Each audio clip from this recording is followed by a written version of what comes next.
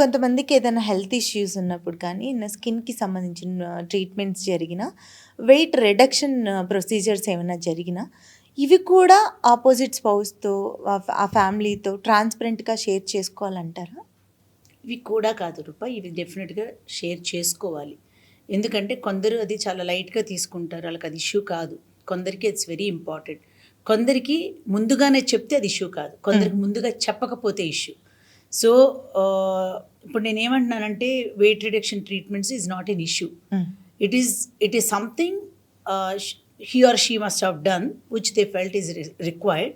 అవతల వాళ్ళతో మాట్లాడేటప్పుడు ఇట్లాంటివి చెప్పుకోవటం వల్ల ఏమవుతుంది, that's okay, we're okay with it అనేవాళ్ళు ఉంటారు, మాకు ఇది వద్దనుకునే వాళ్ళు ఉంటారు. సో ఇది తప్పు కాదు అని అనుకున్నప్పుడు చెప్పటంలో తప్పు లేదు. ఇప్పుడు వెయిట్ రిడక్షన్ ట్రీట్మెంట్స్ కానీ, ఇప్పుడు చిన్న చిన్న స్కిన్ ట్రీట్మెంట్స్ అయితే పర్వాలేదు, కానీ మేజర్ ప్లాస్టిక్ సర్జరీస్ కానీ అట్లాంటివి చేయించుకున్నా కూడా ఫేస్కి కానీ బాడీకి కానీ అంటే రూప ఎందుకు చెప్పాలి అంటే I have no reason and I have no answer to reply. కానీ చెప్పటం వల్ల నష్టం లేదు అని అనుకున్నప్పుడు చెప్తే బెటర్. బికాజ్ అవతలి వాళ్ళు కొందరు అన్ఫార్చునేట్గా దాన్ని వేరే రకంగా తీసుకుంటే రేపు పెళ్ళిళ్ళ తర్వాత తెలిసిన తర్వాత డివర్సెస్ అయిన వాళ్ళని నేను చూసా. In my own experience I have seen. There was a kid who had a bariatric surgery followed by a plastic surgery extra skin removal కోసం. సో మ్యారేజ్ అయిన తర్వాత ఇద్దరు క్లోజ్గా ఉన్నప్పుడు when the girl said it, boy was not ready to accept her. Divorce అయిపోయింది. అయ్యో, 2 years they had to fight in the court to take that it was an ugly divorce. ఆ తర్వాత వీళ్ళ ఫ్యామిలీ గురించి అసలు విషయం ఎందుకు డివర్స్ అవుతుందో పక్కన పెట్టేశారు. వీళ్ళ డైవర్స్ తెచ్చుకోవటం కోసం వాళ్ళని వీళ్ళు బ్యాడ్ చేసుకుని they have done so much of bad things to get separated. So అంటే యాక్సిడెంట్స్ ఇట్లాంటివన్నీ కూడా చెప్పి జరగవు రూపా.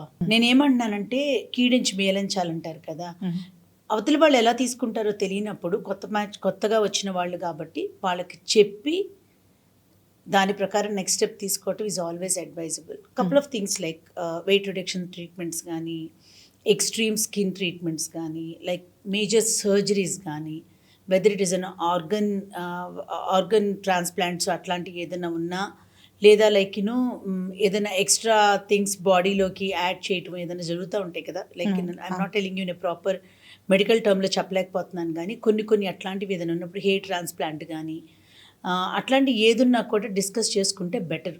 అవును, పేరెంట్స్ లెవెల్లోనే అవి డిస్కస్ చేసుకున్నా ఓకే, పిల్లలు చేసుకున్నా ఓకే, బట్ డెఫినెట్గా ఫ్యామిలీకి చేసుకోబోయే వాళ్ళకి చెప్పి అవన్నీ ఓకే అనుకుని ముందుకెళ్తే బెటర్. కొంతమంది అర్థం చేసుకునే వాళ్ళు ఉంటారు, చేసుకోని వాళ్ళు ఉంటే కాంప్లికేషన్. అదొకటి రూప. కొన్నిసార్లు ఏమవుతుందంటే ముందే చెప్పటం వల్ల అవతల వాళ్ళు అన్నీ తెలిసి ముందుకెళ్ళటం వాళ్ళకి ఈజీ అవుతుంది. It shouldn't come as a shock to them also, ఏంటి ఇవన్నీ మాకు చెప్పలేదు అని.